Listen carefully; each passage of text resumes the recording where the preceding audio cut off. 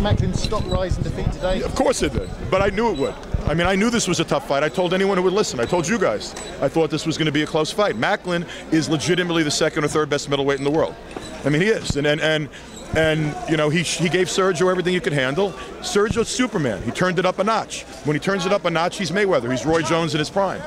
You know, I mean, Matt, like, you know, this guy is a super fighter. Matt is a world champion level fighter. And Matt's stock certainly rose, and I expect his next fight to be on HBO or Showtime, and again on Sky TV. What do you expect next for Martinez?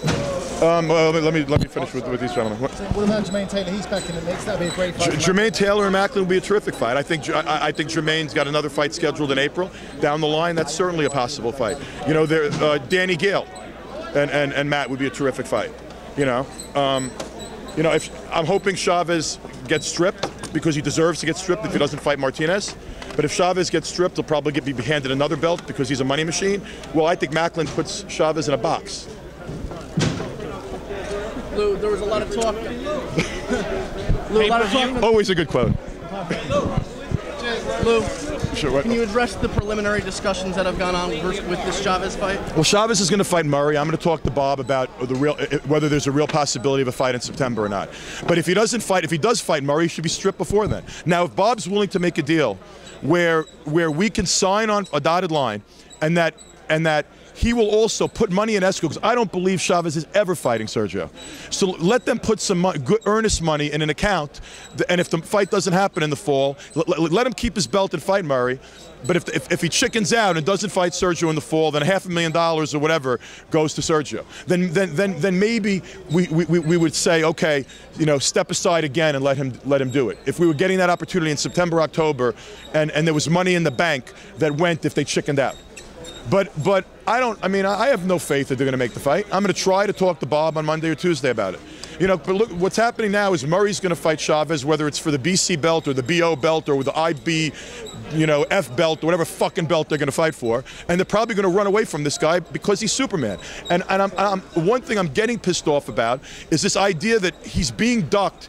The guy ate steak and potatoes all week. He weighed 157. He walked into the week weighing 154. He could have weighed 154 in the ring tonight. And I don't want to listen to HBO commentators talking about Butte and Ward. I don't want to listen to it. It's horseshit.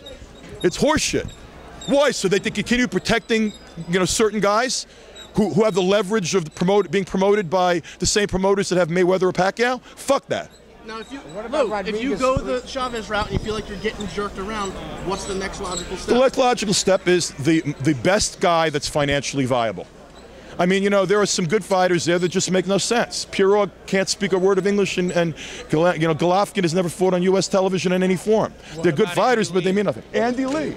Andy Lee is certainly a possibility. Obviously, Macklin gave him a hell of a fight. And I think Andy Lee in the right market, in the right room, you bring it to, again, another heavily Irish area, that's a possibility. I mean, obviously, we ain't getting Cotto next, and we're not getting Chavez next, and we're not getting Mayweather next. So, I mean, you know, you got to look at what's financially viable and the best available guy. What do you want to see next for Rodriguez? Love to bring it back here, but the problem is this room's going under reconstruction in the summer. So, you know, it's not going to be available. What do you see next for Rodriguez? A step above Donovan George, but not yet the Butte or level. I think he's too good a prospect to throw him to the wolves right now. I think he's got champion written all over him, but I think he needs something in between. You know, more seasoning. Yes, we'd fight Floyd at 51. We'd fight Floyd at 50, and he'd have to kill himself to make 50, and Floyd would be favored at 50. Why would you do that? Wouldn't the draw? Why would we do that? To get the opportunity. Because this guy, you're privileged. People should realize something. You are privileged to be watching Martinez right now. This is an all-time great fighter, man. This is like Roy Jones in his prime. The guy's a freak of nature. He's a Mayweather-level fighter. He's a Roy Jones-level fighter. He's a great fighter. He's not a good fighter. He's a super fighter. Macklin's a terrific fighter. Why not 154? What? Floyd. Yeah, well, why? Because Cotto's a dead man at 154. Cotto's half shot. He's a great fighter, but he gets hit by everything. And you know, Floyd's, you know, it's a reasoned decision. He incented Cotto to make a big money fight. Very smart business.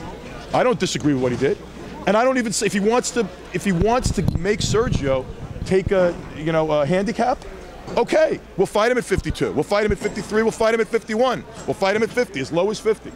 If you want, why? To get the fucking opportunity to make the fucking money, and we'll give him 80% of the money. I'm just going to say parity. 80-20, fucking parity. Yeah. Fuck parity. Mayweather can have 80% of the money, and we'll do it as low as 150. Let's do the fight after he beats up Cotto. Let's do it. But the way Sergio fights, he fights in an exhausting manner. Do you think him going down to 150 would be detrimental? Yes, of course. He's not going to have this. It's going to be detrimental to him, but he's going to have to do something detrimental to make the money and get the opportunity.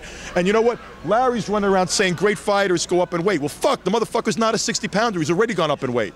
He ate, I'm telling you, every meal this week he ate a full meal, and he weighed 157. And I got to listen to a network that's protecting certain guys telling me fight Butte or Ward, who walk around 25 to 30 pounds heavier than the guy? No. No. But you know what? We will handicap ourselves to make the money. We'll handicap ourselves to fight a great fighter. We'll handicap ourselves to get an opportunity to get this guy where he belongs, the recognition he deserves as an all-time great fighter, as a Hall of Famer. That's what he is. He's already a Hall of Famer. Thank you, Luke.